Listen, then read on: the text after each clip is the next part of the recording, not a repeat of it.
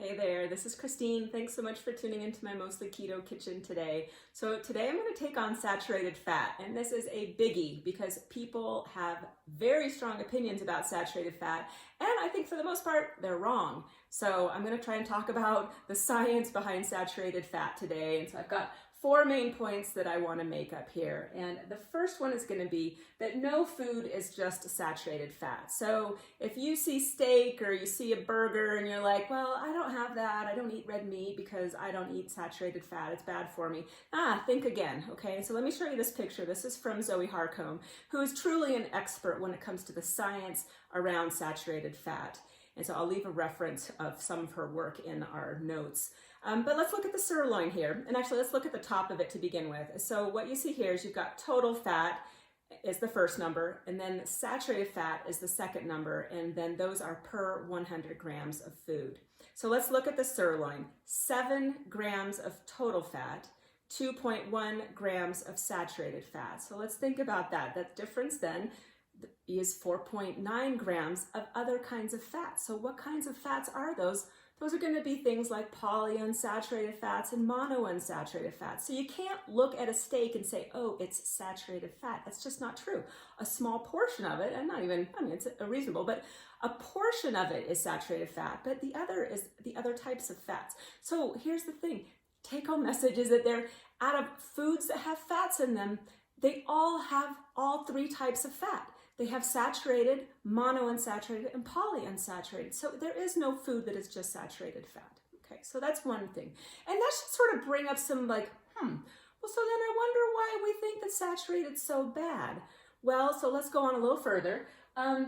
One of the things that happens with saturated fat is that our bodies make it. So we've got this thing called the fatty acid synthase, and it synthesizes palmitic acid. And so that's the fatty acid that has 16 carbons in it. When we eat excess food, okay, it can get broken down into a little 2-carbon chunk called acetyl-CoA.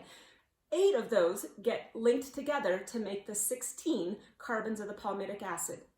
So palmitic acid, having extra saturated palmitic acid around, can be an indication that we've eaten too much food. We definitely would agree that that's not good for our bodies, all right? We're overtaxing our metabolic system if we eat more calories than we need.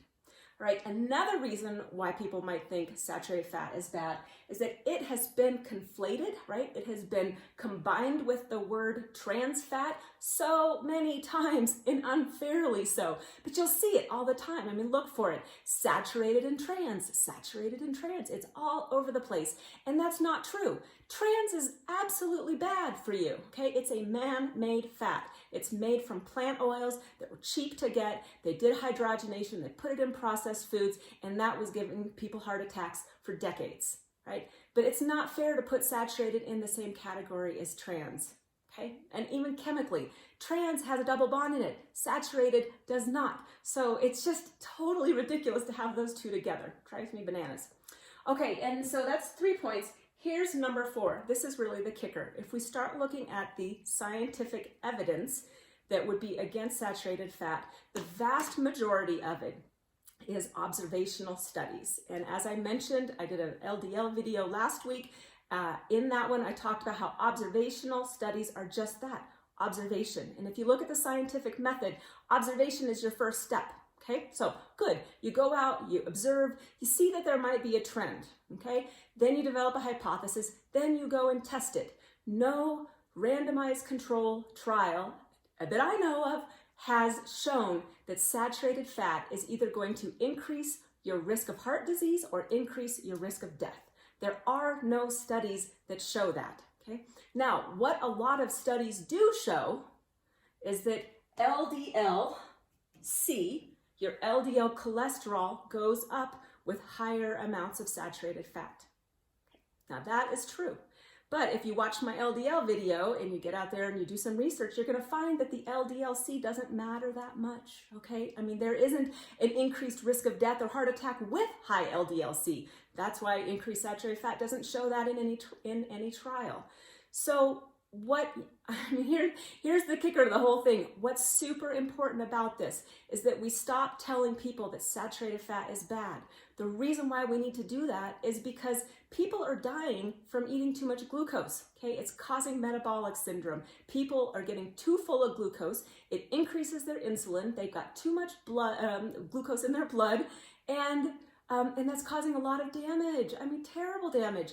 And so, what happens? We've got our 3 macronutrients. You've got your carbs, you've got your fat, and you've got your protein. Protein ends up staying about the same. We need to decrease the carb intake in the people that have metabolic syndrome, people who are carb sensitive.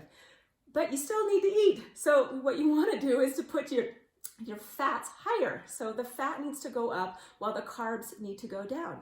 People are hesitant to do that because this message has been out there for so long that saturated fat is bad.